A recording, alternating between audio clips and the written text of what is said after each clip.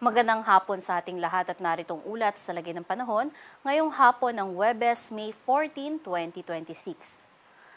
Base nga sa ating latest satellite animation ay nakikita nga natin dito yung pag-ikot ng ating low pressure area o dating si Bagyong Kaloy. At huli nga yung namataan sa layong 995 kilometers silangan ng southeastern Luzon.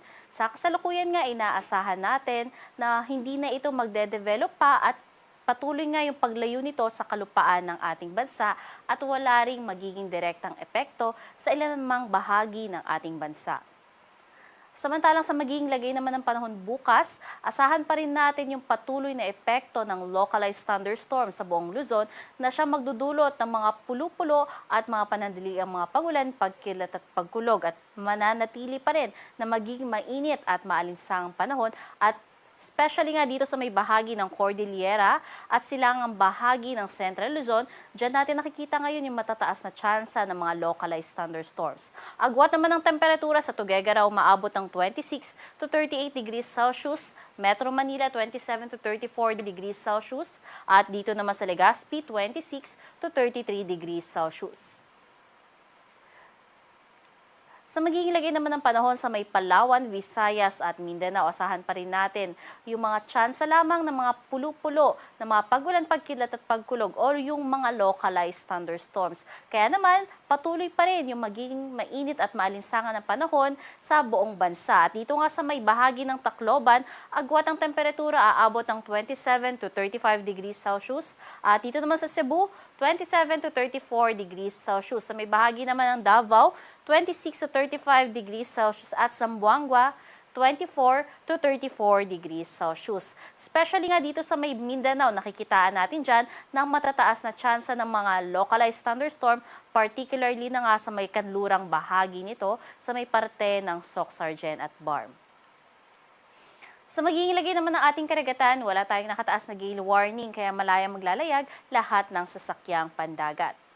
At base naman sa magiging lagay ng panahon sa susunod na 3 araw, asahan nga natin na sa malaking bahagi ng Luzon, iiral pa rin nga yung localized thunderstorm. Kaya asahan natin yung pagiging mainit pa rin at malinsangan ng panahon sa susunod 3 araw.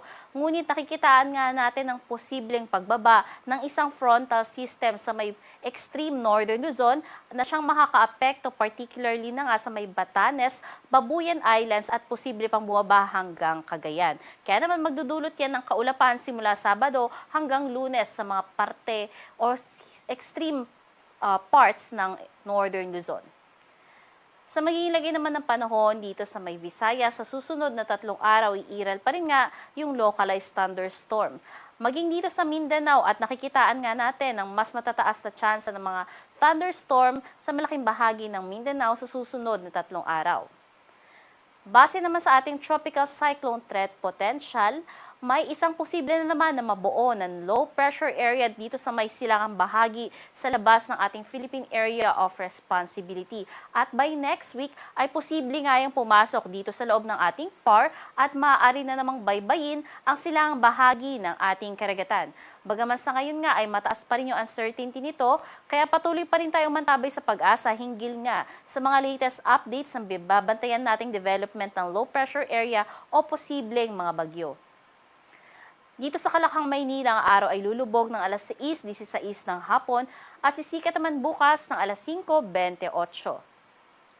Manatiling may alam sa lagay ng panahon at bisitahin ang ating mga social media pages sa X, Facebook at YouTube at i-search lamang ang DOST Pag-asa. At para sa mga karagdagang impormasyon ay bisitahin ang ating website pagasa.dost.gov.ph at panahon.gov.ph. At yan ang latest mula dito sa Pag-asa Weather Forecasting Center, Charmaine Varilla, nagulat.